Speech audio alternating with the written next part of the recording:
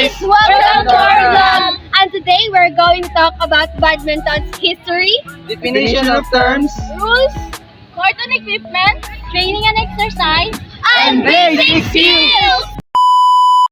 What's up guys? So for today, let us talk about the history of badminton.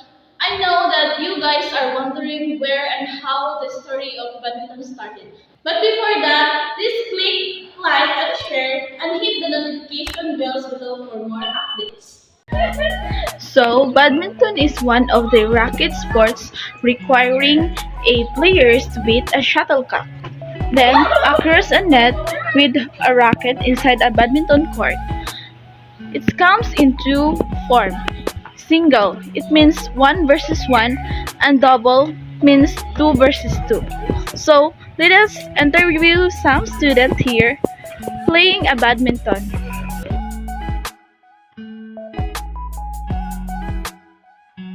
So, let's go guys, let us interview them.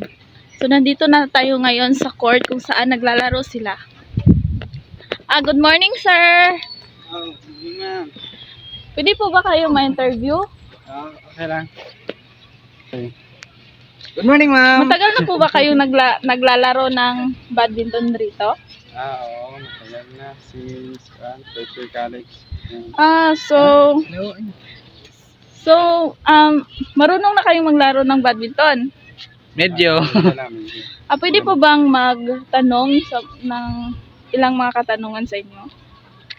Sige, pwede. So, as a player, sir, ano nga ba ang mahirap sa game na ito? 1 versus 1 or 2 versus 2? At ano ang mga disadvantages at advantages sa game na ito?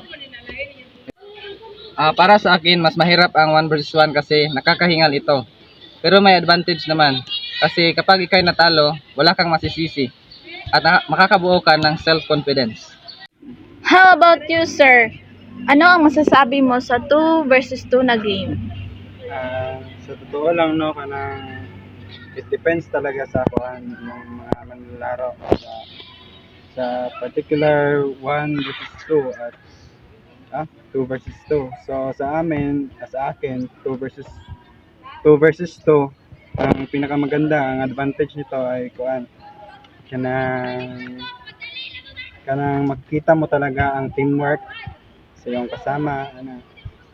And then, ang disadvantage nito is that if hindi kayo magkakaintindihan during the game, then there's a tendency nga ma-break ang iyong rules. So guys, maraming salamat sa inyong mga saloobin patungkol sa badminton. So may gusto po ba kayong i-shoutout sa aking vlog? Shoutout tayo sa mga players sa badminton, taga-Aluran. Shout out sa tanan, sa tanan. Merry Christmas, advance Merry Christmas Day. See, thank you sir, mga sir. Thank you.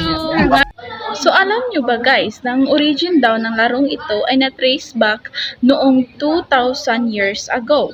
And then nilalaro daw ito sa Greece, Egypt, China, India, and Japan.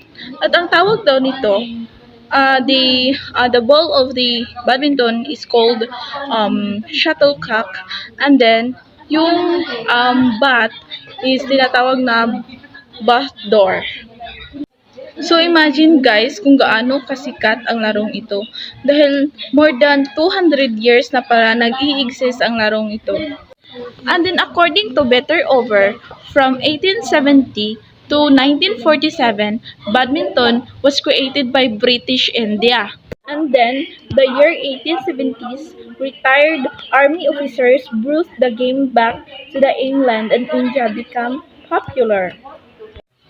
So guys, alam nyo ba kung anong mga countries ang nakakuha ng gold medalist in an Atlantic Olympic Games? Ito lang naman ang mga bansang Indonesia, Denmark, China, South Korea, and Japan, at Spain. Since year 1992 to 2020. So guys, maraming salamat sa panonood sa aming vlog. Sana po ay marami kayong natututunan sa aming video na i-upload. So, huwag kalimutang mag-subscribe upang maging updated sa mga videong ipopost pa namin. Thank you!